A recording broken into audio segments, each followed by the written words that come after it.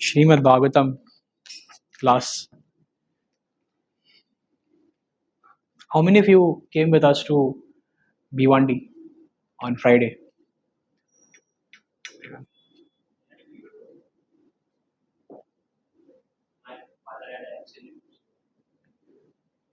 Mister Sharma, क्या हुआ? आप क्यों नहीं आए? गांव में चले गए? अच्छा, ओके. परमार सर ऑफिस था. Office? Okay. Holi is an of ना?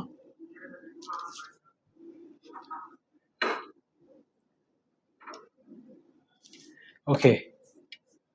So last Sunday we discussed something about the life of Sri Chaitanya Mahaprabhu, and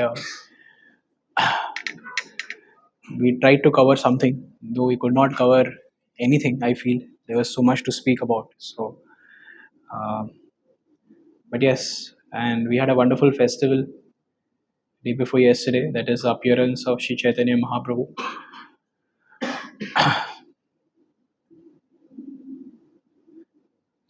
So, for those of you who attended,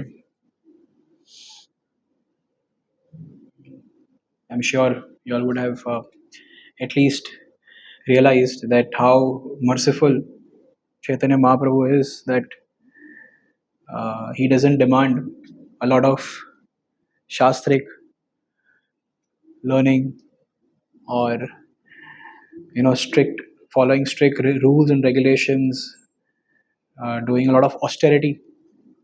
Purely all that he demands is sincere devotion to Krishna, and that is by chanting the holy names of the Lord. That is Hare Krishna, Krishna Krishna, Hare Hare Ram, so Hare Nama, Hare Nama Eva Kevalam. That is what he requests. That Kaleva Nashti, Eva Nashti, Nashti Gatiranyata. There is no other way. There is no other way. There is no other way than to come out of this age of Kali. And another thing that he recommends is taking prasad, Krishna prasad. So we also had a wonderful feast after the Abhishek of the Lord in Revandi. I guess there were more than 15 items, including the drink, charnamrit, everything. There were more than 15 items. So there was no cake, na? Cake नहीं था इस बार. Cake नहीं था ना? So there's a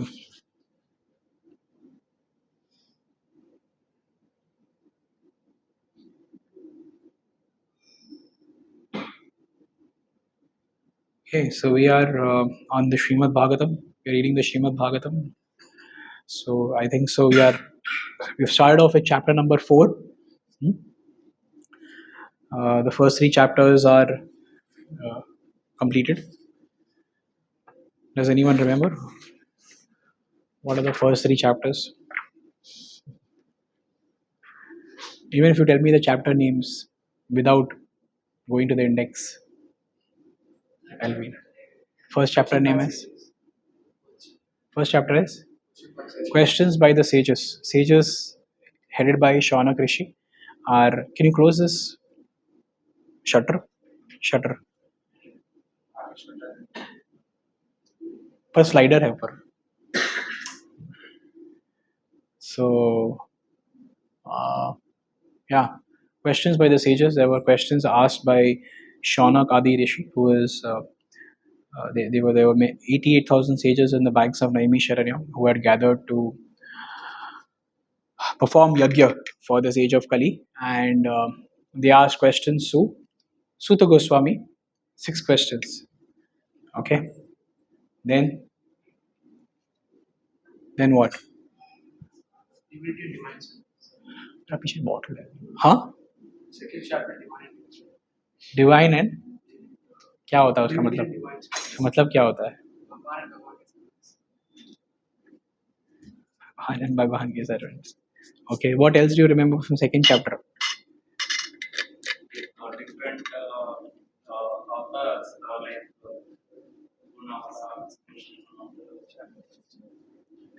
but also different like 26 authors which Lord can put on the basis. This is chapter number 2 or 3? Three. Krishna and his incarnations. What is the title of the chapter number 3? Krishna is a source of our incarnations. That's the different kinds of incarnations. Chapter number 2.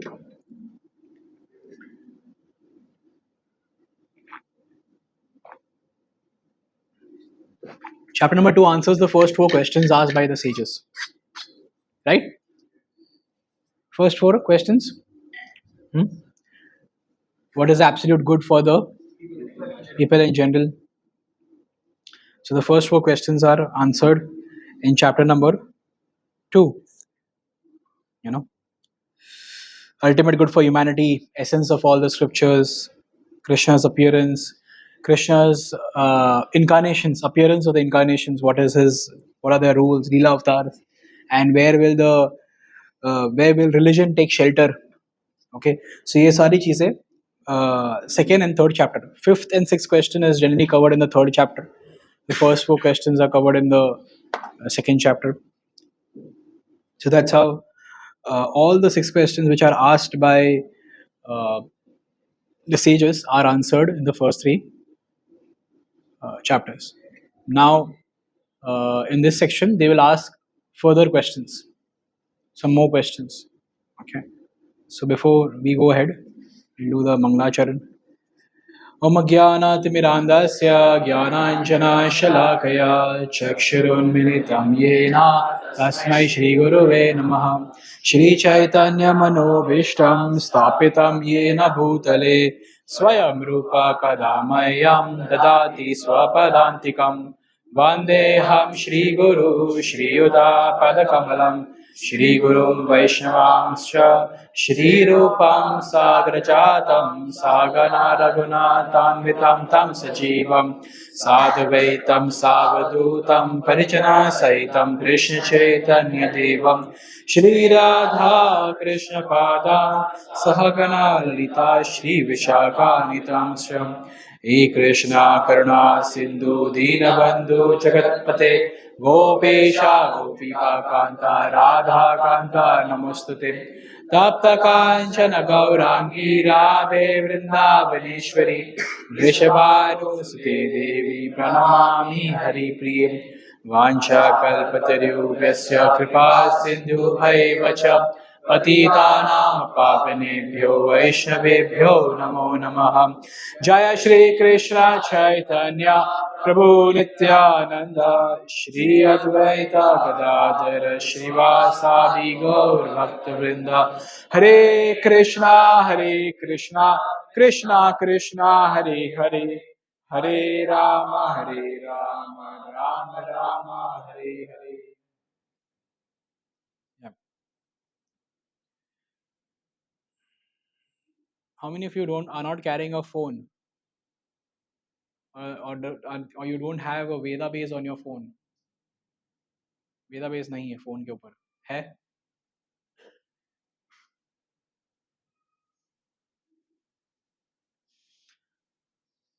Actually ये phone बहुत ही बेकार चीज है. एक काम करिए, आप लोग अपना सबका फोन पीछे रख दीजिए, या तो यहाँ रख दीजिए. यहाँ पे मैं आपको स्क्रीन पे दिखाऊंगा भागवतम. आप कंप्लीट सेक्लूजन में भागवतम पढ़ पाएंगे. वहाँ रख दीजिए, वहाँ पे. वहाँ से कोई पीछे से लेके जाएगा पता नहीं चलेगा. कोई बाथरूम जा रहा है. No it's fine bro.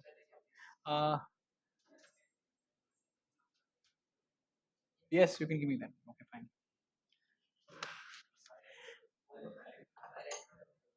Phone को साइलेंट कर दो, वहाँ रख दो, जमा कर दो अपना phone. Now the fourth chapter. So basically the fourth chapter is where it's more of a connecting chapter. The fifth chapter is very important where Narada starts to give instructions to Vyasdev. So that's like really good in a sense. There are many takeaways from that chapter.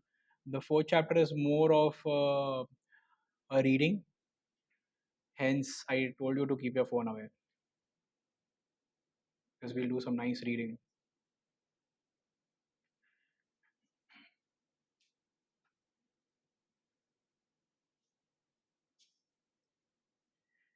अच्छा, ऐसा हर class में करना चाहिए. किसी का भी phone आएगा तो भी पता नहीं चलेगा. ना आप लोग नोटिफिकेशंस देख देख के.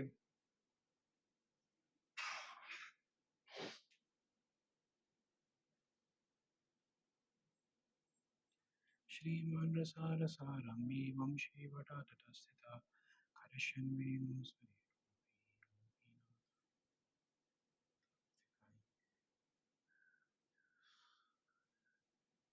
So question appearance of Narada.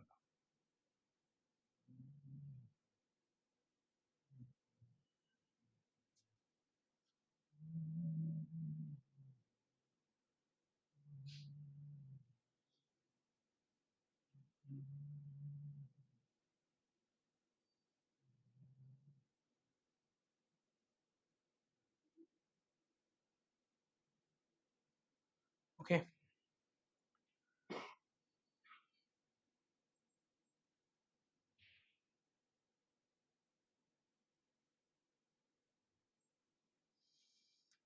So basically, let's recite Vyasa Vacha Iti.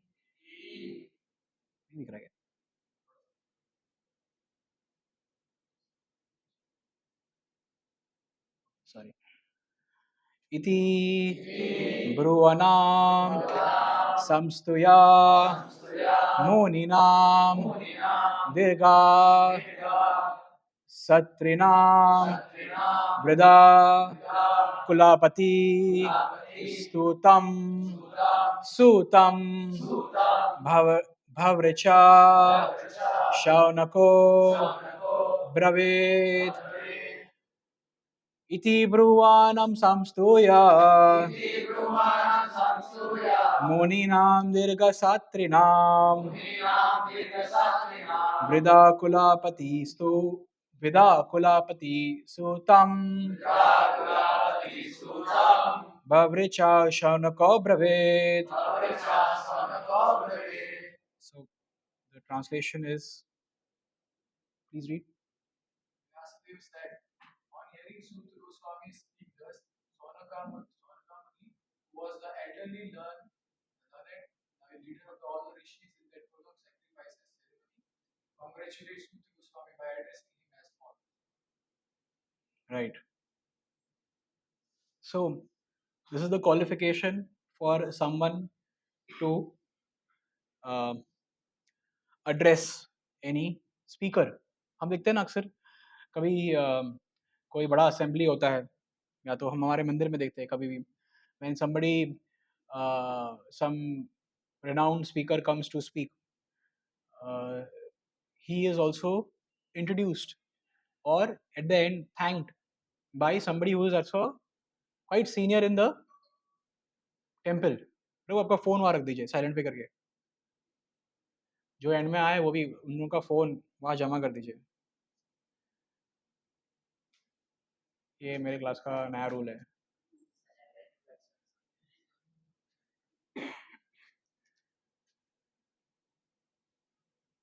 दो फ़ोन तो नहीं है ना.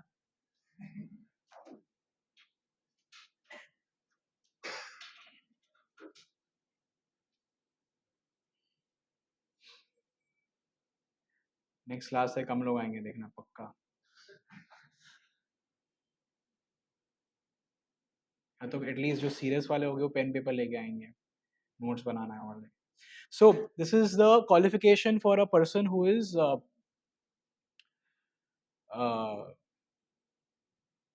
addressing on behalf of the, or basically who's representing on behalf of the audience. So audience में से जो representator होता है, like over here it was the case of Shaunak Rishi. This is the qualification. Sutta Goswami, hearing Sutta Goswami speak, Shaunak Muni, who was elderly, learned leader of all the rishis, engaged in a prolonged sacrificial ceremony, congratulated Sutta Goswami, addressing him as follows. In a meeting of learned men, when there are congratulations or addresses for the speaker, the qualifications of the congratulator should be as follows. इसलिए आप देखते हो ना, अक्सर किसी को garland भी पहनाना होता है, तो ऐसा नहीं है कोई भी उठ के न्यू भक्ता उठ के जाके गार्लैंड पहना देगा. Somebody very senior would go and offer a garland, you know. So that comes from this pratap. Even during one of the Vyas Puja ceremonies of Srila Prabhupada, Srila Prabhupada was some kind of a new devotee who was not much known. He came and was offering a garland to Srila Prabhupada after he sat. So Srila Prabhupada said, "Where is Tamal?" Then he called Tamal Krishna Goswami Maharaj and he explained this to him. And so it's very important that हमें लगता है ये क्या हर बार कोई senior, मतलब इनको ही बोलते हैं जाके गार्लैंड पहनाने के लिए. मैं भी जाके गार्लैंड पहना सकता हूँ ना. मैं मतलब मैं भी फॉलोअर हूँ इनका. तो ऐसा होता है ना, कभी कोई बड़ा आदमी, कभी बड़ा डिवोटी, कोई बड़े डिवोटी आए होते हैं, हमें लगता है अरे मुझे भी गार्लैंड ऑफर करने का मौका मिले तो अपने प्रभु जी को प्रणाम कर सकूँ, प्रभु जी मुझे देखे. But this is the qualification. He must be the leader of the house and an elderly man, and he must be vastly learned also. तीनों तीन चीज़ें. एक तो elderly, leader of the house. Leader matlab, suppose a temple president, vice president. If you see even in Pune, every time, like I was just, every time when they introduce a speaker, it's either Radhesham Prabhu or it's either Revati Prati Prabhu, somebody senior, or Andardeep Prabhu, somebody senior speaking or introducing the speaker. It's not like a हाँ कोई भी उठा के mic लेके चालू जाता है. So Sri Shaunak Rishi had these qualifications and thus he understood up to congratulate. Thus he stood up to congratulate. Sri Sudha Goswami, when he expressed his desire to present the Srimad Bhagavatam exactly as he heard it from Shukdev Goswami, and also realized it personally. This is a very important point. Personal realization does not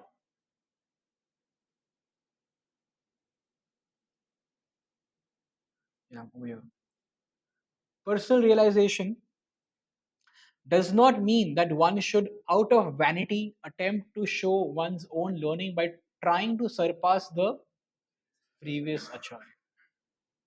He must have full confidence in the previous acharya. Like many times, people would criticize. Some would criticize Srila Bhaktisiddhanta Thakur for saying that in one hand he would hold Bhagavatam, and in the other hand he would hold a sword.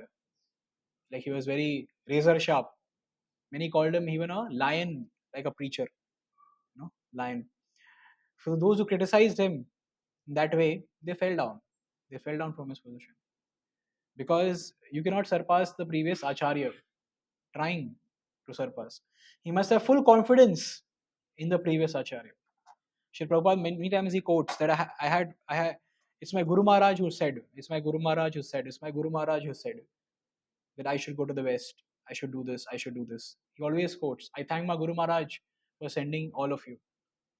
He always thanks his, he always acknowledges his spiritual master. So we should also be appreciative of what Srila Prabhupada, our initiating spiritual masters or master who has already been, we should realize, we should not consider them ordinary. He must have full confidence in the previous acharya, and at the same time, he must realize the subject matter to so nicely that he can present the matter for a particular circumstance in a suitable manner. Okay, like if you see in the Bhagavad Gita, there is an explanation of the body and the soul which is given, and the diagram that is given is the charioteer and the chariot driver and the horses. But when Prabhupada went to the West, he gave the example of the body and the car and the driver. He never spoke about chariot and the charioteer because किसी ने वहाँ पे chariot देखा नहीं होगा. When he spoke about Brahma, he said Brahma is the engineer of the universe. He did not say Brahma is four-headed coming out from the nadi. Matlab, according to the level of the audience, he spoke the philosophy. Regarding Yamduts, he said they are the uh, constables of the superintendent of death. Constable. Constable word सुना है, superintendent भी सुना है. Superintendent of death, जो superintendent है कौन है? Yamraj. He is the constable. So this was a language that Prabhupada used to present the philosophy which meant the same thing. So at the same time, he must realize the subject matter so nicely that he can present the matter for the particular circumstances in a suitable manner according to the level of the audience. The original purpose of the text must be maintained, fully maintained. The original text of the purpose should be fully maintained. No obscure meaning should be screwed out of it, yet it should be presented in an interesting manner for the understanding of the audience. For the understanding of the audience.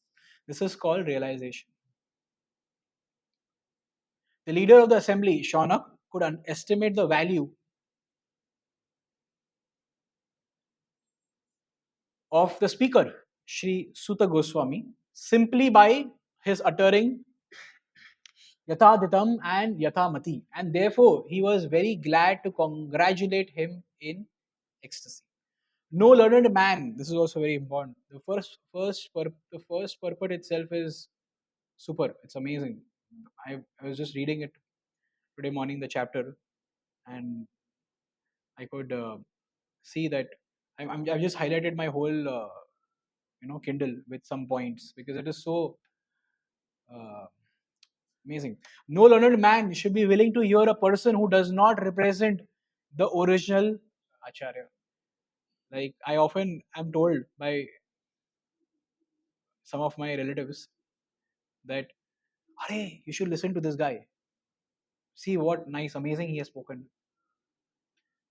You should listen to this person.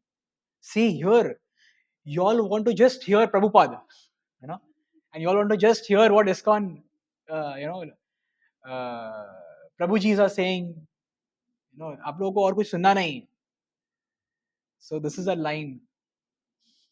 No learned man should be willing to even hear a person who does not represent the original.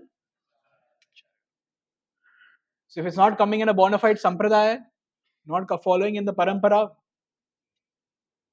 one should not even bother to hear them.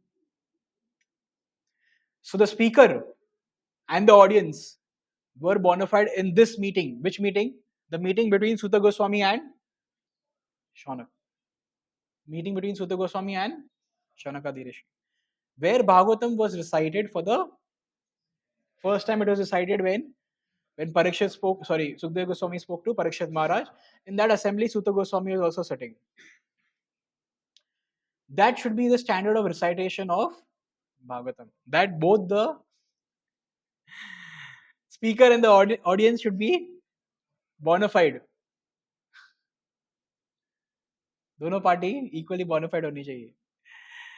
So that real purpose can be served without any difficulty.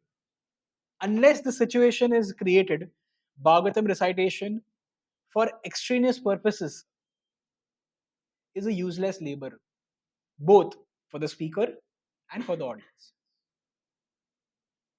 It's so true. Like it is so true. I know of again I would say that again a close relative of mine. They were attending a Bhagavad Sapta at somebody's house, friend's house, and they are so called very very well to do. But after the Sapta, after a few days, they are back to their normal life because the speaker as well as the audience both were not either the speaker. One is the speaker was not representing the acharya. The second is uh, the audience was also not there to actually uh, attend with the intent of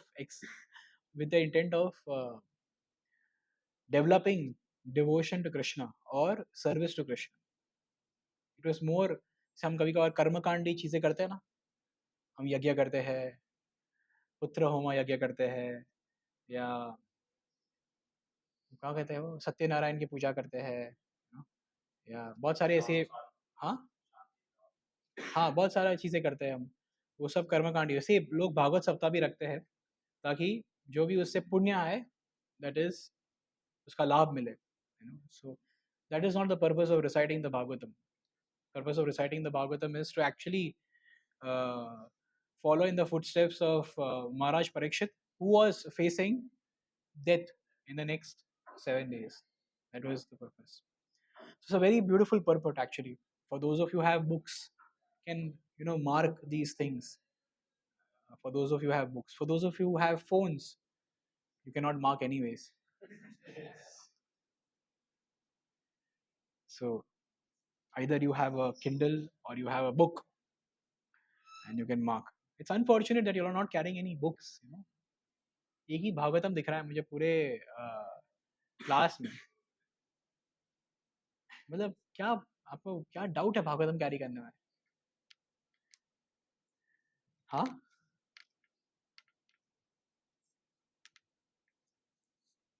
Prabhupada carried this Bhagavatam to the US and then he started the ISKCON movement. Now you're coming to the ISKCON society and you don't have the Bhagavatam. ना कितना विपरीत है. Prabhupada carried only 40 books and he created the entire movement across the world. And now you're coming to the temple and you don't have a Bhagavatam. Coming for a Bhagavatam class. So, anyways, so going ahead, this is the chapter number 4, where there is a wonderful presentation of how Narada appears, the transcendental spaceman. Prabhupada calls him the transcendental spaceman. हमारे जो space वाले अभी भी अटके हुए हैं कुछ पता नहीं किस रीजन से. कोई कहता है पॉलिटिकल रीजन से, कोई कहता है टेक्निकल रीजन से. But he is a spaceman who can travel without a international space station also. So, Narad Muni. So that's chapter number 4. Chapter number 4 is the appearance of Narada to Vyasa, and this is a breakup of the chapter number 4, wherein Shaunakadi rishis, they ask another set of questions to Sutta Goswami. Then Vyasdev, there is a small uh, reflection or a recap given of Vyasdev dividing the Vedas. There was one Ved, which was that Yajur. Yajur was divided into 4. Okay, Rig, Atharva, Yajur, and Sam. So it was divided into 4. तो उसके बारे में description दिया गया. And then after doing that 4 and also writing the Itihas, that is the Puranas and the Mahabharata, which is considered as the 5th Veda, Vyasdev still feels dissatisfied. He doesn't feel content. He speaks. We will read this, that how he says that I have followed all the rules and regulations. I have followed all the required intricacies, but still I'm feeling very, very dissatisfied. And that's when Narad Muni comes to meet Vyasdev. Okay, Narad Muni is the teacher of Srila Vyasdev. Teacher. So that's a small chapter. Even the purports are not very big. I was just reading since morning and I could finish the chapter. It was just with the translation and purport is not very long. It is decently small. So the second verse is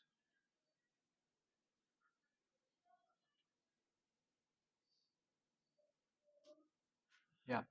So the second verse is again continuation where Shaunak Rishi is still glorifying Suta Goswami. Suta Suta Mahabhaga Vadano Vadatam Para Katham Bhagatim Punyam Yad Aha Bhagavan Shuka. He's saying, Suta Goswami, O Sutta Goswami, you are the most fortunate and respected of all those who can speak and recite. Please relate the pious message of Srimad Bhagavatam, which was spoken by the great, powerful sage Sukdev Goswami.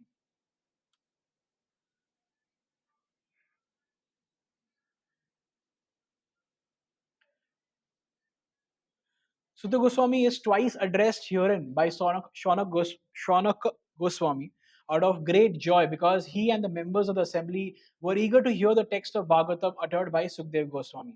They were not interested in hearing it from a bogus person who would interpret it in his own way to suit his own purpose. Generally, the so called Bhagavatam reciters are very professional readers and so-called learned impersonalists who cannot enter into the transcendental personal activities of the Supreme Person. Such impersonalists twist some meanings out of Bhagavatam to suit and support impersonalist views, and the professional readers at once go to the 10th canto to misexplain the most confidential part of Lord's pastimes. Neither of these reciters are bona fide persons to recite Bhagavatam. Only one who is prepared to present Bhagavatam in the light of Sukdev Goswami, and only those who are prepared to hear Sukdev Goswami and his representative are bona fide participants in the transcendental discussion of Srimad Bhagavatam. So yes, इसके पहले वाले परपेट में it was mentioned that both the speaker as well as the audience was bona fide. Over here it is mentioned that those who wished, like see the if you see the last part of it, the last few lines, only one who is prepared to present Bhagavatam in the light of Sukdev Goswami, and only those who are prepared to hear Sukdev Goswami and his representative are bona fide participants in the transcendental discussion of Srimad Bhagavatam. So we may have a question: how can I become a bona fide hearer? I can become only when I want to hear from somebody who is a bona fide speaker. If I hear a bona fide speaker, if I hear somebody who is actually representing Sukdev Goswami, if I hear somebody who is actually coming down in the parampara, or if I desire to hear somebody who is actually an acharya following disciplic succession, then automatically I am a bona fide audience participating in this discussion of Srimad Bhagavatam. We had once a student. He, before coming for our Gita classes, was also kind of must have heard many other professional Bhagavatam reciters. So when he came here and he attended a Bhagavatam class in the morning, so he saw the speaker was reciting. After the speaker, even the audience recites, right?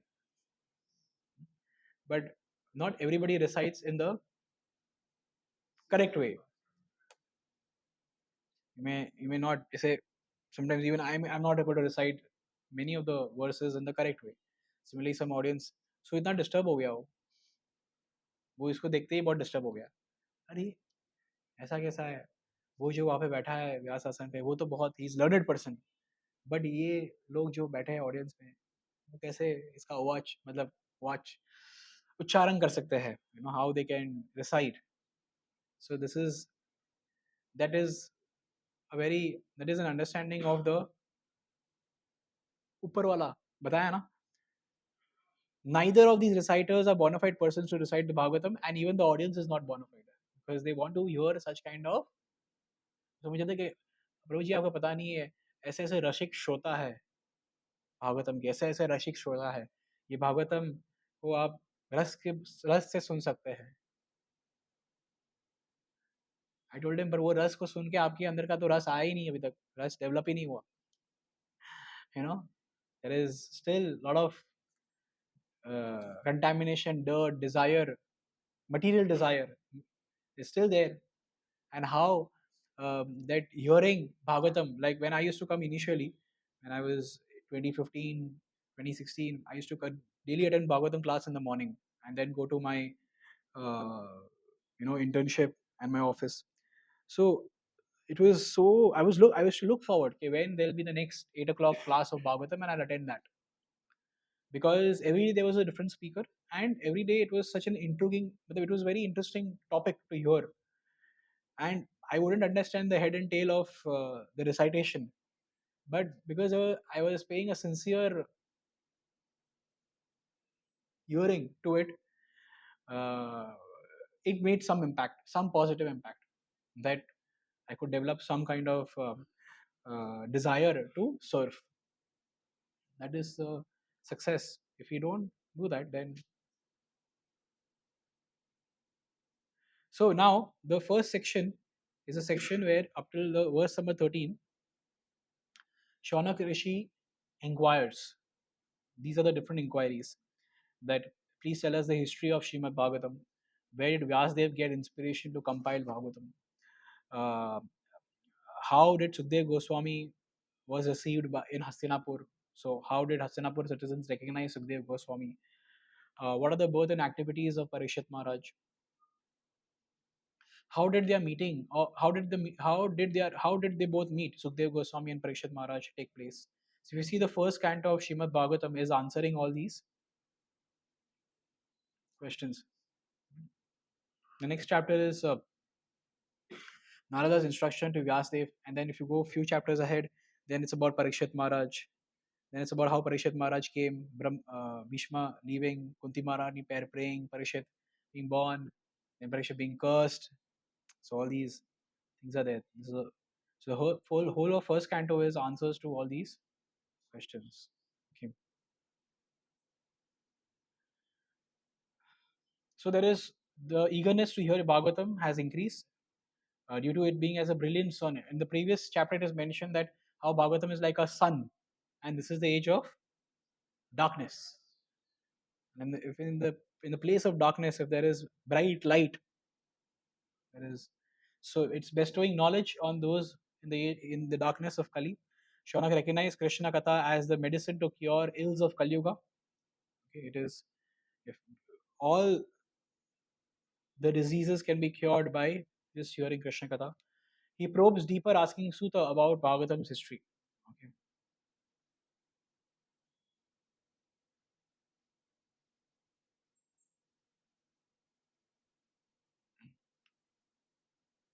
So he asks, this is he questioning Suta. This we just read Suta Mahabhaga. He's addressing Suta Goswami out of joy. Suta Mahabhaga. Very out of excitement. And then Prabhupada mentions about realization. We spoke this in the first uh, purport. What realization is, what it is, and what it is not. So we read this.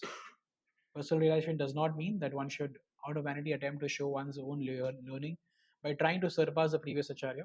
He must have full confidence in the previous acharya, and at the same time, he must realize the subject matter so nicely that he can present the matter for the particular circumstance in a suitable manner. The original purpose of the text must be maintained, no obscure meaning should be screwed out of it, and yet it should be presented in an interesting manner for the understanding of the audience. This is called realization. So I already gave some examples how Prabhupada presented this philosophy to the hippies who had no clue about who is Brahma, who is Krishna, who is Yamaraj, no clue. Personal realization does not mean that one should, out of vanity, this is there, a preacher should have full confidence in the previous acharya.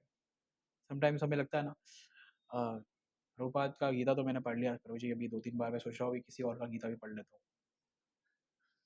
बहुत सारे लोगों ने लिखा है गीता, देखूँ तो सही तो मैं कंपैरिजन कर पाऊंगा. Must realize subject matter nicely, can present the matter for the particular circumstance in a suitable manner. So who is a preacher? A preacher gives Krishna to others and transforms their hearts. Helps others to come close to Krishna. Man mana bhavat bhakto. This is exactly what is mentioned here. Makes others feel closer to Krishna, attracts people to Krishna consciousness, understanding through his deep conviction rather than punishes or dishonest preaching techniques. Like Srila Prabhupada didn't see degradation in hippies as much as he saw the soul's nature relationship with Krishna. If you read the Leela Amrit, you will feel that how did Prabhupada stay in the US in 1965, 1966? It's unimaginable. It's unimaginable. Like many of you went to Kumbh and you had to use a common bathroom. बाहर line लगता था. वैसे ही Prabhupada used to use a common washroom to uh, in the US in the beginning, 1965, at the Bowery, and that common washroom had men and women going together. Not like यहाँ पे men and women अलग था ना. The men's section was different, women's section was different. So Sri Prabhupada did that. 70-year-old sannyasi. और हमें by chance कभी कोई यात्रा में डॉर्मेट्री में डाल दिया तो हम नेक्स्ट यात्रा में दिखते ही नहीं है फिर बाद में. ऐसा भी होता है ना कभी कभार. प्रभु मैंने कितना डोनेशन दिया है, मैं कितने बॉयज़ को स्पॉन्सर करता हूँ, पेशाब भी स्पॉन्सर करता हूँ और आपने मुझे डॉर्मेटरी में सुलाया, उसको एसी में सुलाया, यू नो, मुझे ऑटो में भेजा, उसको गाड़ी में भेज दिया.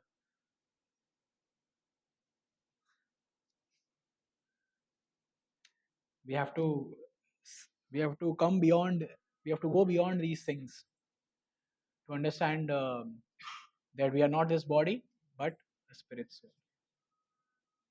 See, this is not just a one time instruction. You're not this body but the spirit soul. This is the primary instruction given by Krishna to Arjuna, so you can understand that how important it is. You're not this body but spirit soul.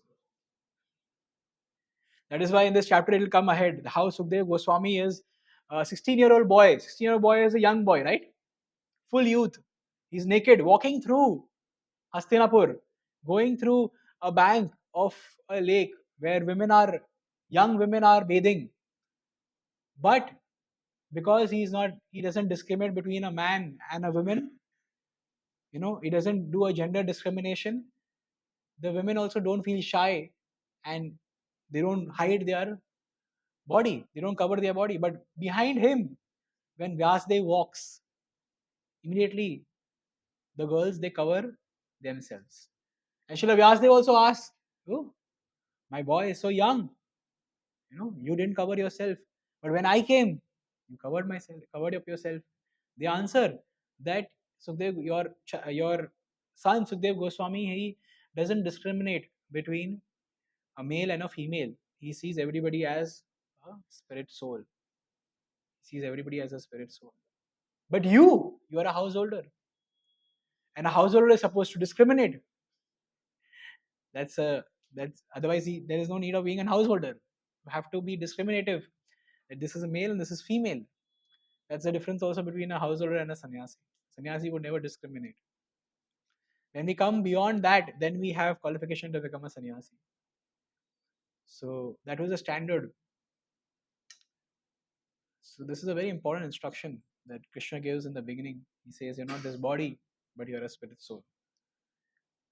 So कभी भी आपको कभी कोई austere facility दिया जाए, austere reception दिया जाए या ऑस्टियर हॉस्पिटलिटी दिया जाए, कहीं भी आप गए हो, just take it that nothing is permanent, everything is temporary, and this body, but the spirit soul, the inconvenience are all temporary, just a matter of time.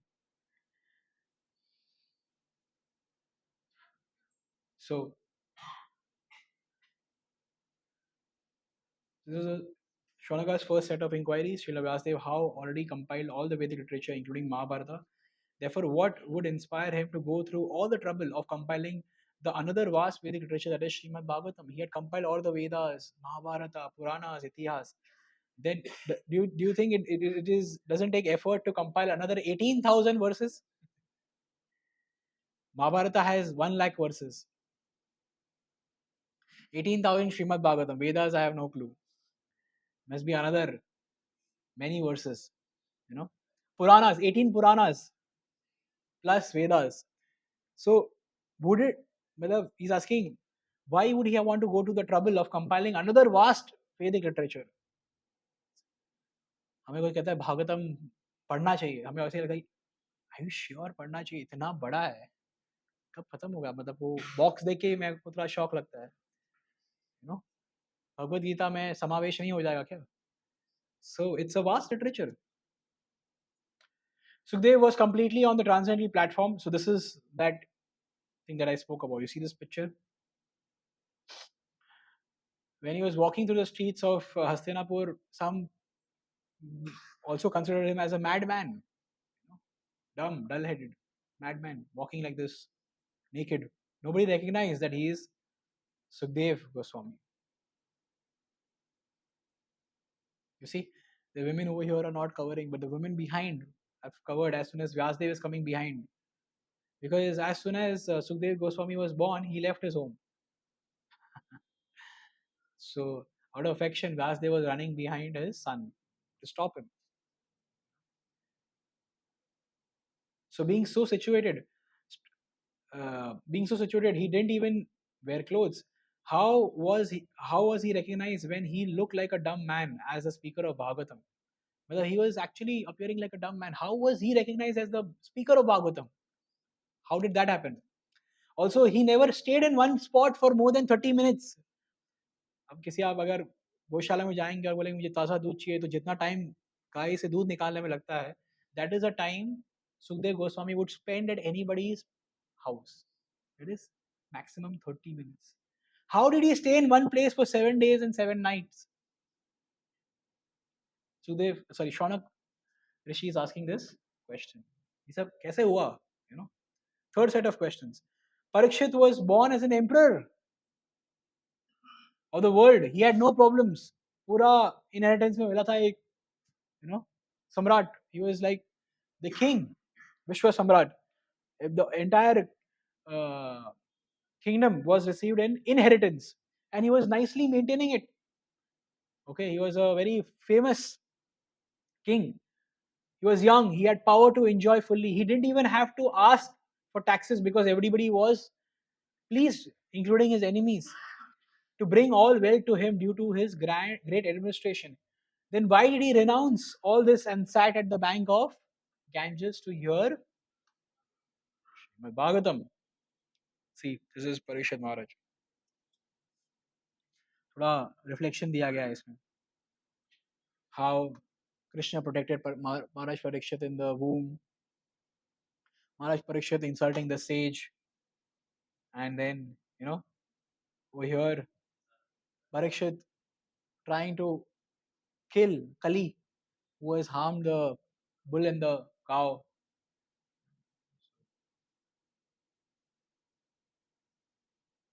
So, yeah, this is the thing.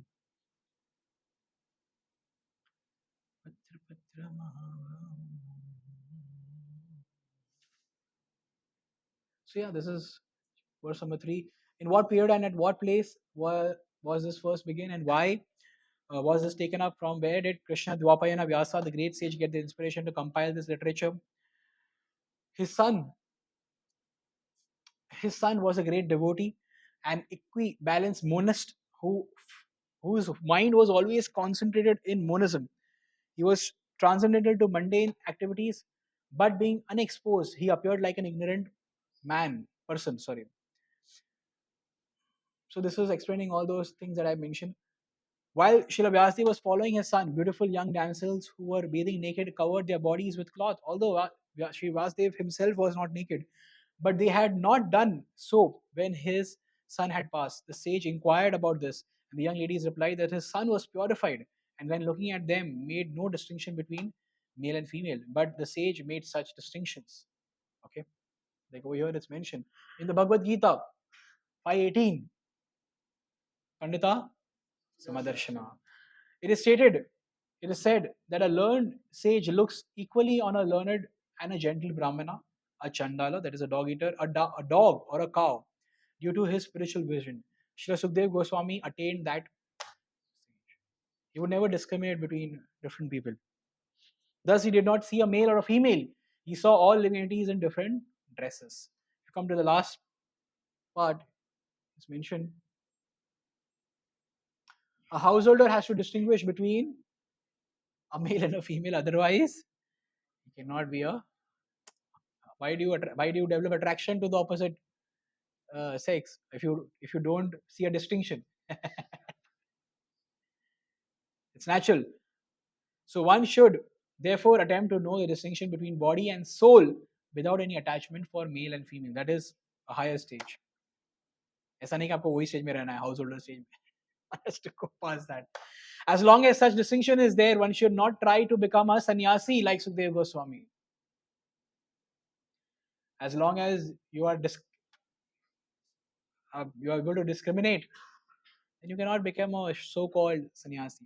At least theoretically, one must be convinced that a living entity is neither male or female. Srila Vyasdev was also last line. Srila Vyasdev was also in the transcendental stage, but because he was in the householder's life, he did not pretend to be a liberated soul as a matter of custom. आप बोलेंगे अरे प्रभु जी व्यासदेव तो literally इंcarnation of Krishna है ना, तो आप ऐसे कैसे बोल सकते हो? Because he was in the householder life, he did not pretend to be a liberated soul. He was behaving like a householder. Like Chaitanya Mahaprabhu was Swayam Krishna, but because he was in a garb of a devotee, he did not pretend to be Swayam Krishna. Bhagwan. He always behaved as if he was a devotee. His symptoms were always that as if he is a devotee of the Supreme Lord. You know, like whenever he would take darshan of Jagannath in Puri, he would stand behind the Garud stamp and take darshan because he was a devotee of the Lord. At during the Rath Yatra procession, he would dance in front of the Lord because that is what the devotees do in front of the Rath. Because he's Swayam Bhagwan, he did not also stand on the Rath and say, okay, now I will also go with Jagannath. It's not like that. Because he was in the garb of a devotee. Similarly, Vyasdev is also Krishna himself, expansion of Krishna himself. But because he was in a householder's life, he did not pretend to be a liberated soul as a master of custom. How was he, Srila Sukdev, the son of Vyasa, recognized by the citizens when he entered the city of Hastinapur? We saw this after wandering in the province of Kuru and Jangala, appearing like a madman, dumb and retarded. Very important line over here. It says, a sage. Yeah. Can somebody read? It's not therefore recognized by sight, but by hearing. One should approach a sadhu or great sage not to see, but to hear it. If one is not prepared to hear the words of a sadhu, there is no profit. Yeah. Yes, yeah. So, a sage is not therefore recognized by Prabhuji. बहुत impressed हो गया मैं उनको देख के. सुना? सुना नहीं Prabhuji. सिर्फ impressed हो गया. So, sage is not therefore recognized by sight. It's by touch, shanu, hearing. Hearing is, see over here again, hearing is stressed upon. Everywhere, shravanam is stressed upon. Okay. Chakshu is not there only. Eyes, because the eyes are all faulty. You cannot see. One should approach a sadhu or a great sage not to see, but to hear him. Of course, darshana pavitra kara ye tumara gun. That is also a quality of a great Vaishnava. That only by taking darshan of a Vaishnava, but one should also have more inquisitiveness to hear him. If one is not prepared to hear the words of a sadhu, there is no not prepared to hear.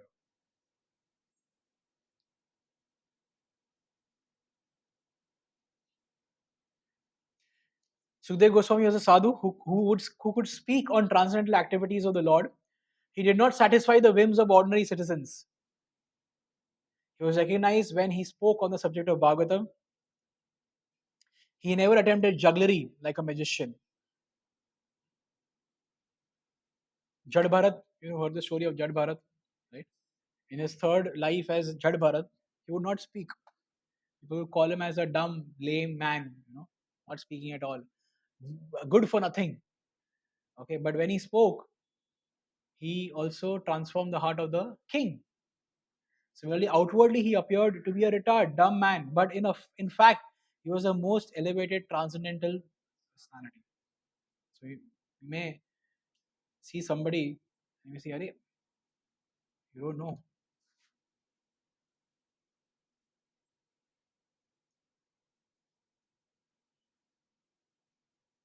So this is how did it so happen that King Parishad met the great sage, making it possible for this transcendental essence of the Vedas, Bhagavatam, to be sung to him.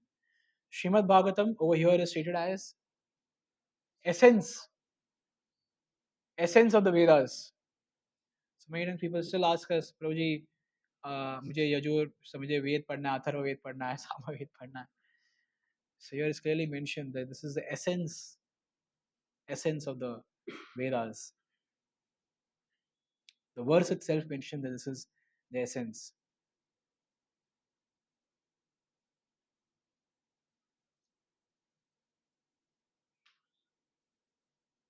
It is also called Shuka Samhita or the Vedic hymn spoken by Shukdev Goswami, the great liberated sage. Okay, these all things I already read. Was accustomed to stay at the door of a householder only as long as the cow is milked. Okay. It is said that Maharaj Vaishya is the great first class devotee of the Lord and that his birth and activities are all wonderful. Yeah, this is wonderful. So,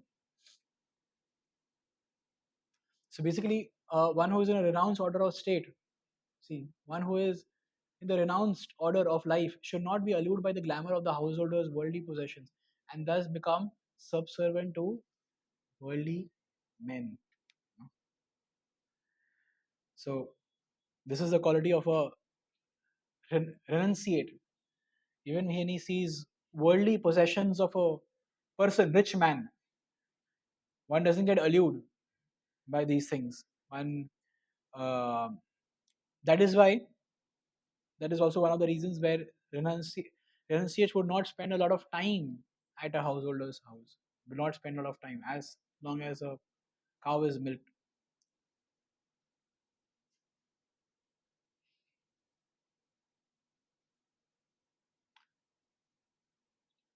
So the question is that this is a question regarding Parishad Maharaj. He's a great first class devotee of the Lord and his birth and activities are all wonderful. Please tell us about him.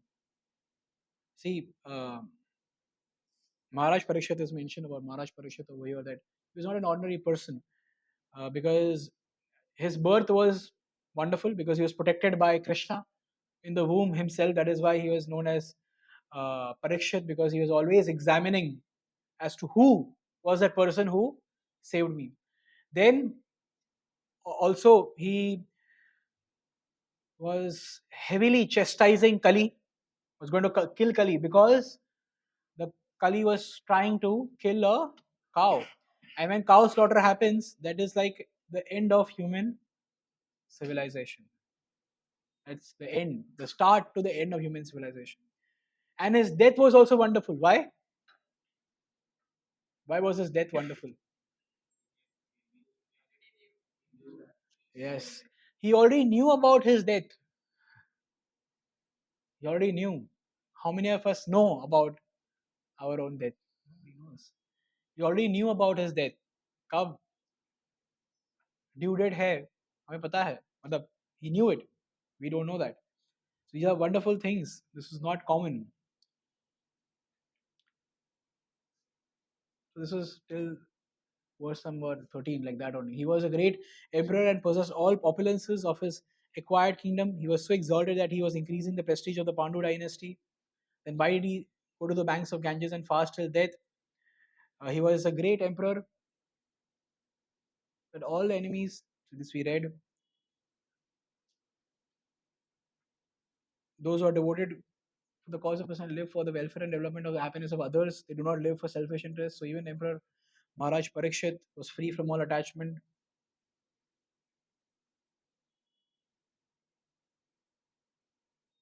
Okay.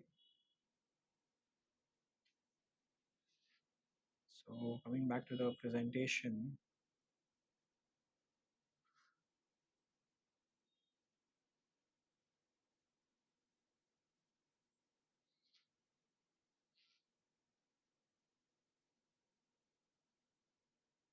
So this brings us to the next section. The first section was the next set of the first 13 verses were regarding this the questions that were further asked by Shaunak Rishi. Then the next section was Vyasdev divides the Vedas. So Vyasdev foresees, he can see the past, present, and as well as the future.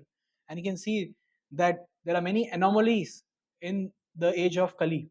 And because of that, he decides to simplify the Vedas for the people of the Kali Yuga.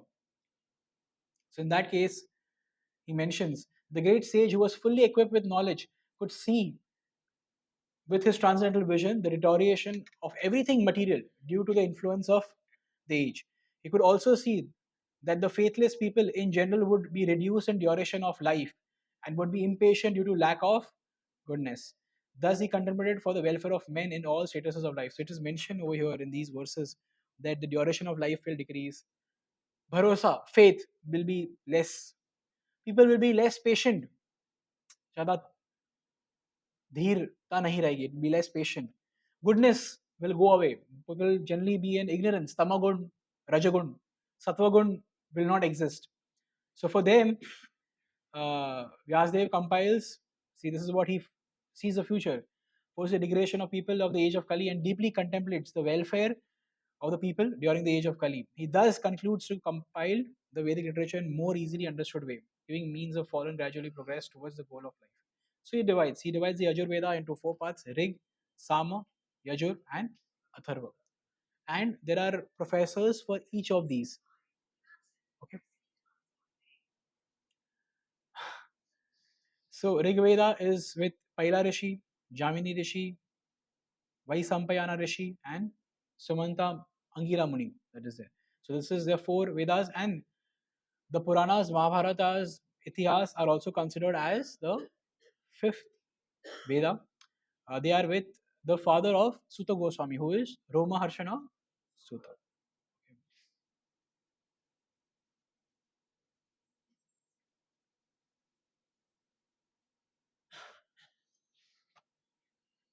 This is a very famous book. Many people ask why Mahabharata was compiled. So the can somebody read? Purpose of the Mahabharata is to advance the purpose of the Veda. Therefore, within this Mahabharata, the summary of Veda Bhagavatam takes place. Less intelligent people are more interested in stories than in philosophy. Therefore, the philosophy of Vedas in the form of Bhagavad is spoken by Lord Shri Krishna. Vyasdeva and Lord Shri Krishna are ruled of the transcendental way. Therefore, they collaborated in doing good knowledge. So people are more interested to hear stories. Isn't that true? And we like to hear stories, right? That is why he presented the Mahabharata. And the philosophy in the Vedas was presented in the form of Bhagavad Gita, which was spoken by Krishna himself. This brings us to the next section. The next section is dissatisfaction. After compiling all these things, if you go back, he did all these things. ये किया, ये किया, Mahabharat compile किया. He did all these things, but still he was. So then he was contemplating. Who was contemplating? Vyasdev. He was reflecting. I went through disciplinary vows, strict vows. I worship the Vedas. The spiritual master did altar of sacrifice. I abide by all the rules and regulations. Shown the import of disciplic succession through the explanation of the Mahabharata.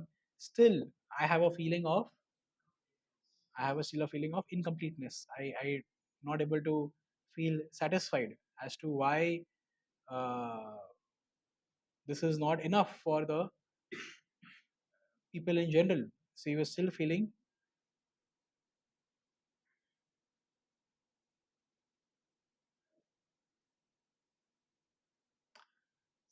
Then he catches the possible clue.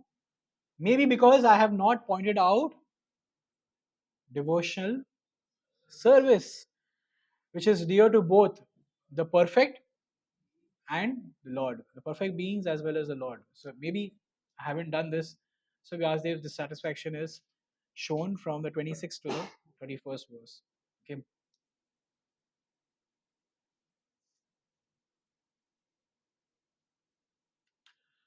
This is the purpose. This is the translation to verse number 26.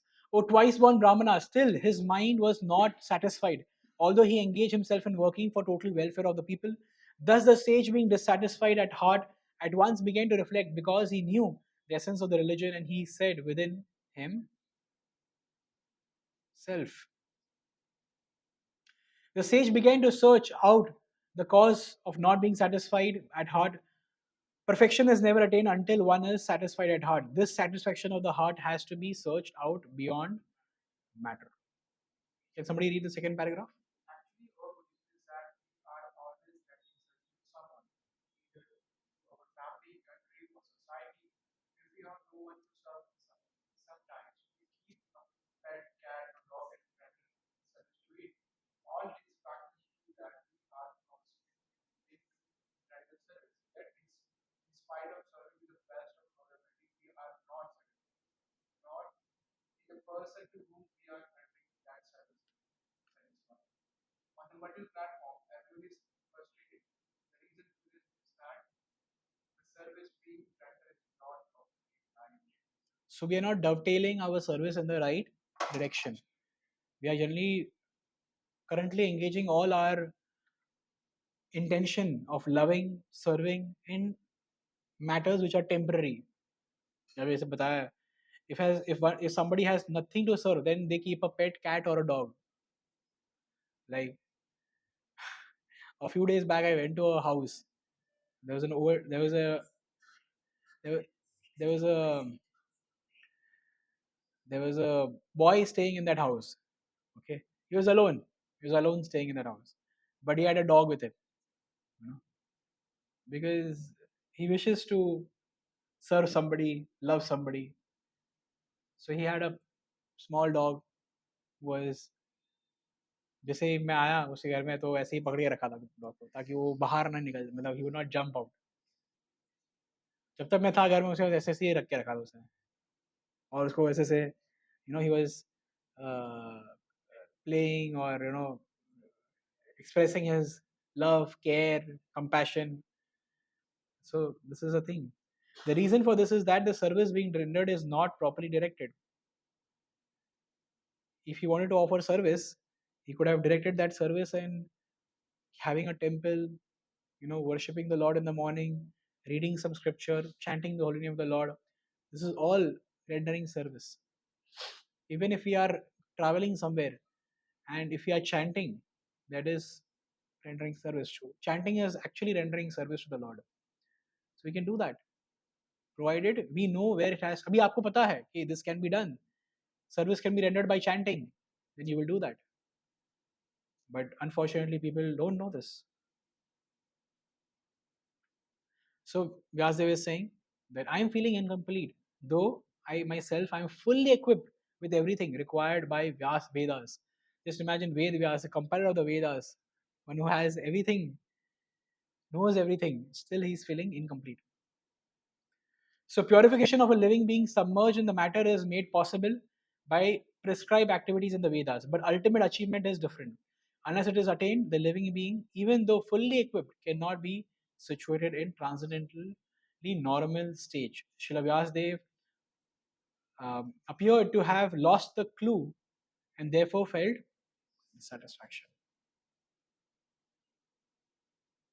Bhuyam akhyati prichyati. So we can decide this. Kimba Bhagavata Dharma Na Prayena Nirupita Priya Paramahamsanam Priya Paramahamsanam Ta eva hi achyuta priya. Quite easy to interpret. It says that this may be because I did not specifically point out the devotional service of the Lord, which is dear to both perfect beings as well as infallible Lord. Tat eva hi achyuta priya. It is priya to Achyuta, one of the names of the Lord, and also priya to Paramhamsa, the one who is a perfect being.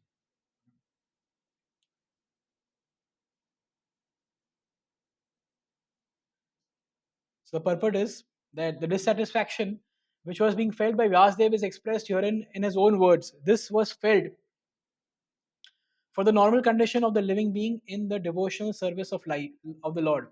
Unless one is fixed in the normal condition of service, neither the Lord nor the living being can be fully satisfied. This defect was felt by him when Narad Muni, his spiritual master, reached him. It is described as follows. So it's in the next verse. So Vyasdev opens his heart to the audience, that is the readers of Bhagavatam, by honestly expressing his defect in his welfare work. A sincere listener may also take a note of this, that Vyasdev is opening up his heart and is saying that you need not read all those four Vedas because I am myself not satisfied by writing them. You know, and at the end of the Bhagavatam, he mentions that how he gets satisfaction. So one should read the Bhagavatam. So just as Vyasdev is feeling despondent, Narad Muni, Vyasdev's spiritual master, arrives on the scene. You see Narad Muni arriving, allowing Vyasdev the opportunity to reveal his heart and thus get a remedy of his despondency. And as soon as Narad Muni arrives, Vyasdev immediately gets up to worship Narad Muni with great veneration equal to that of Brahma, the creator. Brahma, the first student and the professor of the Vedas, learned the transcendental science from Krishna and taught it to Narada. Narada is a representative of Brahma and therefore respected as good as Brahma. That is the way to honor the representative of Parampara.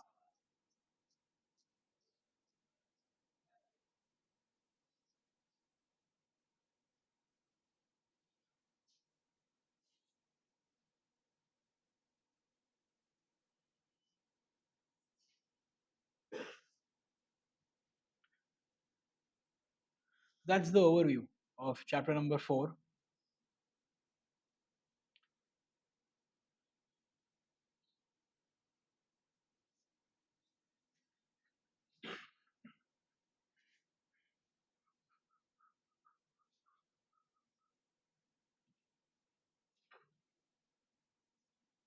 So the first 13 verses are the first two verses are Shaunak appreciating Sutta Goswami, followed by asking more questions, four precise questions. He appreciates him, respects him. He's asking Sukha, what is the history? What is the period, place, and why was it appeared? Why did Vyasdev get an inspiration to write? What is the transcendental? Uh, how did the transcendental appeared ignorant? That is, you know, Sukdev Goswami, who was transcendental, but he appeared to be an ignorant person. Made no distinction between male and female. Reception at Hastinapur. Stay at the house. He would stay not more than few minutes. How? Then he asked about Parikshit over here. How an exalted emperor, why gave up everything? He did not have any enemies. Enemies will also come and surrender to him. Then why did he do this? How did he give up the mortal body and took shelter of others? And then Vyasa, what happened to Vyasadev? Why did he divide the Vedas? You know, how did he focus the future anomalies, deterioration,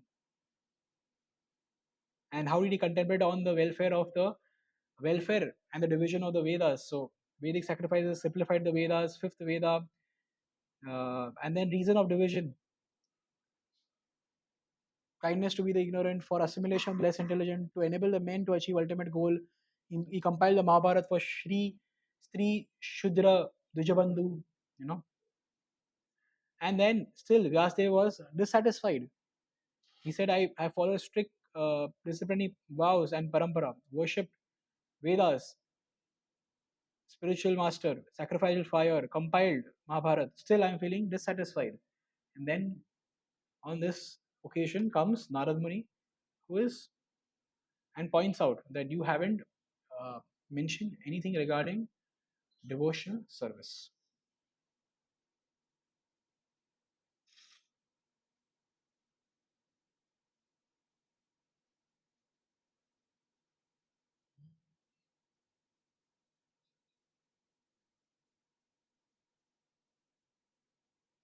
That's the fifth chapter.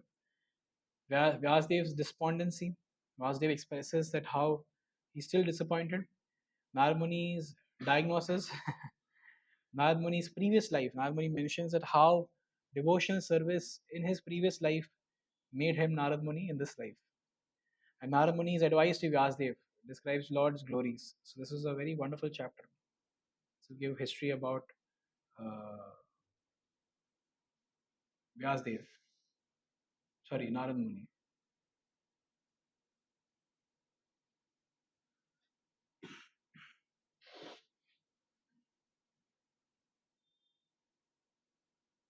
Okay,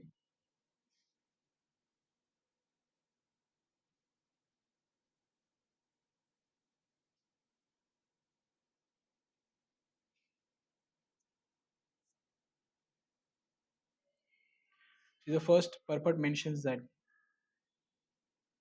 Narada was smiling because he well knew the great sage Vyasdev and the cause of his disappointment. As he will explain gradually, Vyasdev's disappointment was due to insufficiency in presenting the science of devotional service. Narada knew the defect, and it was confirmed by the possession of Vyasa.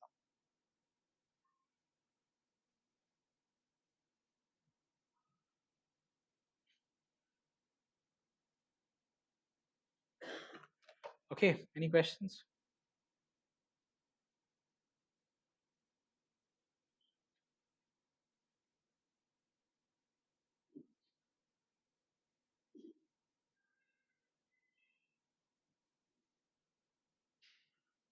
Okay, no questions. Yes, yes. Buddhism means he knows that there's only one supreme Lord, there's only one supreme person, and he's fully uh, worshipping the supreme Lord. There is no doubt.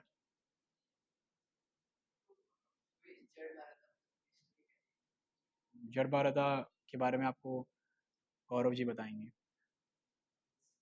पता है ना? Three lives of Bharat Maharaj. You never heard about the story of three lives of Bharat Maharaj? There was a king called Bharat, जिसके नाम से ही भारतवर्ष का नाम हुआ है. So he, in his youth, when he was 30, 31, he was very opulent. He was the king of the entire world. He was very had all the fame, opulence, but he renounced his kingdom to perform realization, tapasya, God realization. And while he was performing his tapasya and achieving perfection, once it so happened that he was performing yagya, and he saw that a mother deer who was pregnant was being chased by a tiger, and because of the fear of being killed by the tiger, she also prematurely delivered a baby deer, and she ran away. So looking at that, Bharat Maharaj thought that now the mother is not there. Who's going to take care of this baby deer? So he tried to take care of the baby deer. And in taking care of the deer, he became so attached to the deer that while performing the yagya also he would look for the deer. While having food also he would first feed the deer. So one day the deer went somewhere and kind of got lost in the forest. Searching for him everywhere, he got so uh, stressed, depressed, and in anxiety that uh, he was not even getting proper sleep in the night. Slowly, Maharaj Bharat was also supposed to leave his body. Time had come, but he had the attachment to the deer. So at the time of death, whatever you remember, you get that. So at the time of death, he remembered the deer. So the next life, he became a deer. Now, when he became in the next life deer, but because in the previous life he had performed devotion service and perfected 99%, 1% रह गया था. So he was born near a hermitage of sages.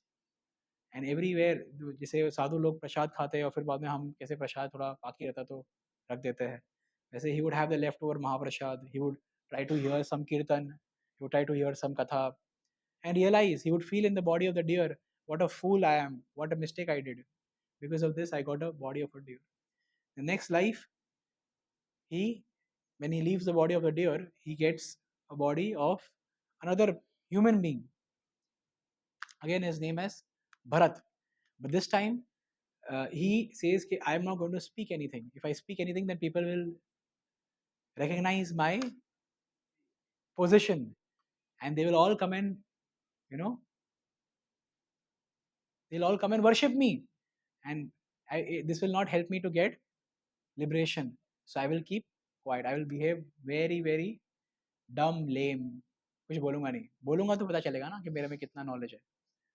So that is why it's called as Jada. Jada means the one who is like a dumb, lame man. Jada Bharat. And then he had brothers. The brothers would always engage him in all menial work. Similarly, once when time came for him to again go for God realization, he left his house and he was walking. While he was walking to the forest, he saw that a king was being taken by four men on the palki. One of the men was tired. So they requested this Jada Bharat to, when Jada Bharat was carrying the palki and going, he saw one ant which had come on the ground. So he moved a little bit so that the ant is not killed, realizing that there is soul in the ant also. Because of which the king also shook because हिला दिया ना उसे पालकी. So the king started chastising heavily. Almost started, huh? King Rahu Gana. He started chastising. And when he was chastising him, that time Jad Bharat started to speak. Because king also asked him who you are. And after Jad Bharat spoke, king said that you don't look to be an ordinary man. Because kings that time they knew if a learned person would speak, they would know that भाई ये विद्वान है, इसको हमें respect देना चाहिए. And they would offer surrender. So that is how King Raghugana also offered surrender to Jadabharat. Jadabharat gave him God, he gave him knowledge. That's the story of King Bharat. Three lives of Bharat. Okay. Hare Krishna.